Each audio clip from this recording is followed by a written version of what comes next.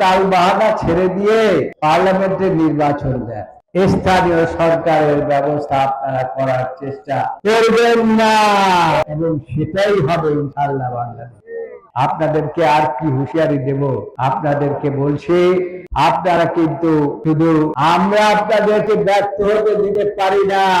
আপনারা যদি বাঁচতে চান তাহলে পরে এদেশের মানুষের ভোটের অধিকার, গণতান্ত্রিক অধিকার, এটা দিয়ে যত তাড়াতাড়ি সম্ভব আপনাদের যা যা সংস্কার করা দরকার, সংস্কার তো হবেই।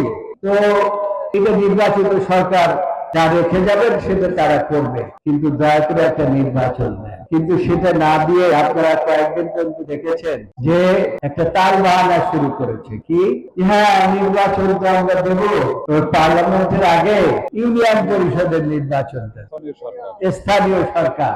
আমরা বলছি যে এইসব তাল বাহানা ছেড়ে দিয়ে পার্লামেন্টের নির্বাচন দেন। আমাদের যারা মহাসচিব এবং যারা তারেক রহমান সাহেব বারবারই বলছেন যে পার্লামেন্টের নির্বাচন দেন, এবং আপনারা যা যা সংস্কার করতে চান এই ফ্যাসিস্ট সরকারের পতনের আগেই আমি 31 দফা দিয়ে সেটা বলে দিয়েছি। কাজে বাংলাদেশের 18 কোটি মানুষের মুখে মুখে 31 দফা আছে।